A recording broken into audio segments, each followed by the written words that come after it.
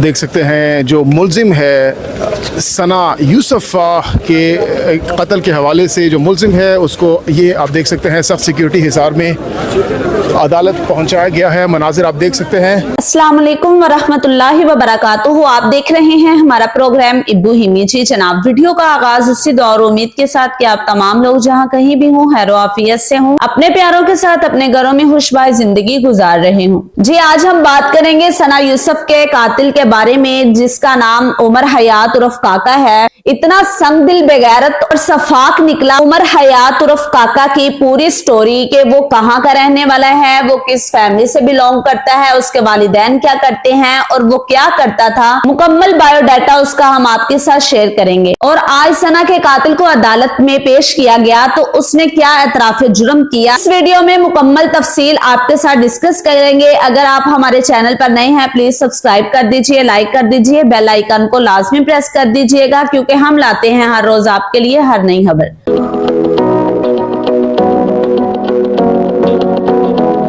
अच्छा बेगम, ये बताइए सना यूसुफ का जो कातिल है इसका क्या मामला है, क्या माजरा है, कहाँ का रहने वाला है ये? देखिए मेरी बात सुने, ये फैसलाबाद का रहने वाला है, जड़ावाला का। ये एक मिडिल क्लास से ताल्लुक रखता है और इसकी वालदा जो है ना उसकी डेथ हुई है।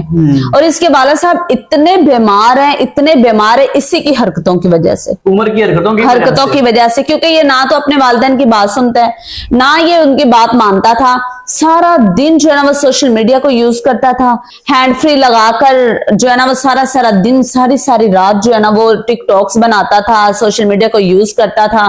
बस इसी हरकतों की वजह से उसके वाला साहब इतने बीमार है और ये अकलौता भाई है। एक ही भाई है ये एक ही भाई है, उमर हयात उर्फ काका, यानी कि ये काके के नाम से मशहूर है। आपको एक हैरत अंगेज इंकशाफात आपके सामने रखूंगी इसी वीडियो के अंदर। मैं आगे चल के बताऊंगी कि इसने आहर मारा क्या और प्लानिंग किस तरह से की है।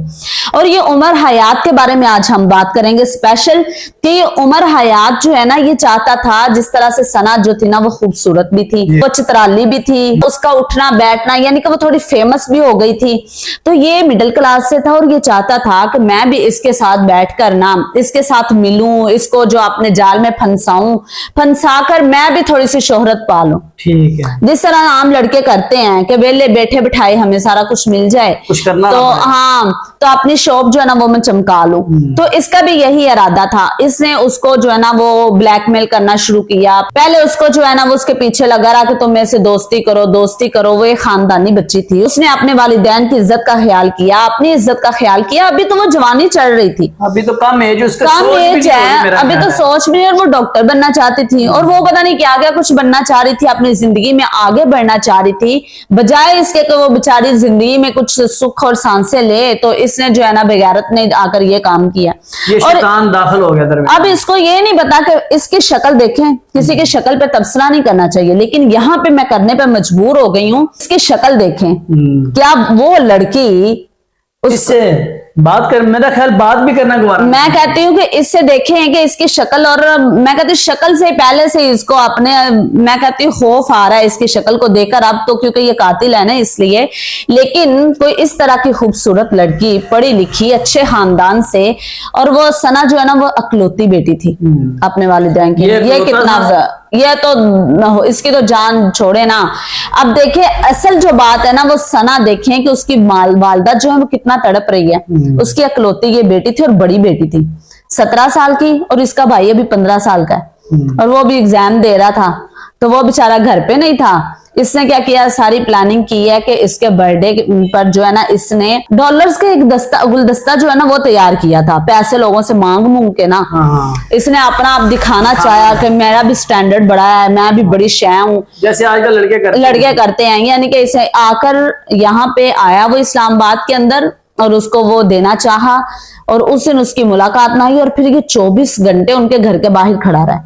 सही, यानी कि रैकी करता रहे कि अब इनके घर में कौन आ रहा है, कौन जा रहा है, अब मैं किस टाइम इनके घर दाखिल होऊंगा, क्योंकि वो इसकी बात नहीं सुन रही थी।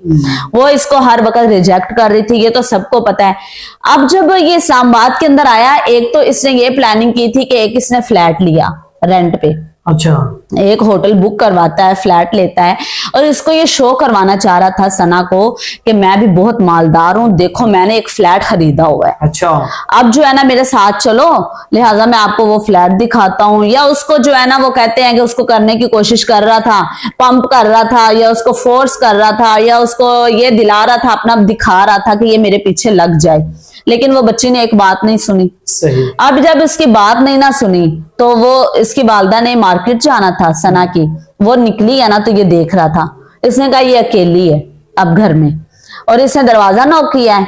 सना ने दरवाजा जब खोला है ना तो उसने सामने इसको देखा। बच्ची ये कोई सही, अच्छा एक बच्ची है, उसने जब उसको देखा और उसने सोचा कि ये यहां तक पहुंच गया, और एकदम वहशत तो बंदे के दिल में होती है ना, डर खौफ तो होता है। और फिर इसके पास था पिस्टल था। और पिस्टल उसने दिखाया उसको। ठीक है। अब देखिए जब पिस्टल एक बंदा देख लेता है, अच्छा भला इंसान जो है वो हर बात मानने पे मजबूर हो जाता है। फिर उसने लोग कमेंट्स कर रहे थे ना कि सना ने दरवाजा क्यों खोला, इसका मतलब है कि सना के साथ उसकी थी, लेकिन घर में थी अकेली बेचारी? नहीं, उसकी फुफ्फो भी थी। अच्छा। लेकिन वो अपने रूम में अकेली थी, तो दरवाजा नॉक हुआ तो वो देखने आई है कौन है। जब उसने उसको पिस्टल दिखाया तो वो बेचारी उसके साथ चल पड़ी। अब उसके कमरे तक सारे लोग कह रहे थे कि उसके कमरे तक कैसे पहुंचा है वो, उसको क्या पता सना का कमरा यहाँ पे है। अब वो गन पॉइंट पे उसको लेके गया है, वहां पे जाकर सना के साथ बहस और मुबासा शुरू हो जाता है। उसको कहता तुम मेरी बात नहीं सुनती, ये अब वो है, मैं वहां पे फ्लैट लिया, मेरे साथ चलो। लिहाजा वो नहीं मानती, वो कहती है कि काम डाउन हो जाओ, मैं पानी लेके आती हूँ, बैठो। हाँ। ऐसे ना करो। लेकिन वो जब वापस पानी उसके लिए लेने जाती ना, उसको पता था कि इससे मानना ही नहीं है, उसने 2 फायर निकाल दिए पीछे से। और उसकी फुफ्फो कहती मैं ये बात सुन रही हूँ, वो कह रही है कि काम डाउन हो जाएं और मैं पानी लेके आती हूँ आपके लिए। खामोश कहती मैं कह रही पता नहीं किससे बातें कर रही है। हाँ।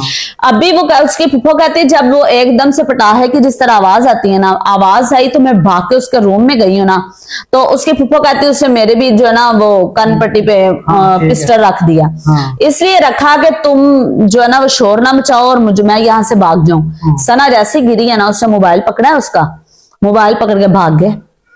अब मोबाइल पकड़ने का मकसद ये था कि पता नहीं उसने उसके अंदर से डाटा जो उसकी चैट थी वो डिलीट करनी थी या क्या मामला था, उससे मोबाइल पकड़ा। अब देखें जैसे वो भाग रहा है ना सीसीटीवी कैमरास में, तो उसके हाथ में मोबाइल ही है उसका, और उसको छुपाने की कोशिश कर रहा है। और सीधा बस में बैठा फैसलाबाद पहुंच गया।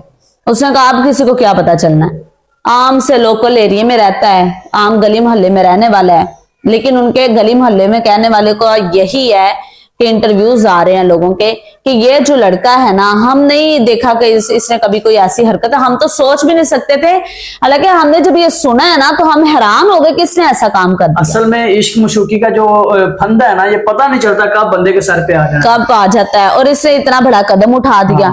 अब देखिए इसकी वालदा जो है ना बेचारी, वो खलोती बेटी थी और वो रो रो कर चीख कर अदालत में इसने आज ये पेश हुआ है, और इसने अदालत में यही कहा है कि वो मेरी बात नहीं मान रही थी, मैंने उसको बड़ी कोशिश की उकसाने की, फुसलाने की, धमकाने की, लेकिन उसने मेरी बात ही नहीं मानी। मुझे पता नहीं क्या हुआ तो मैंने उसको फायर मार दिए।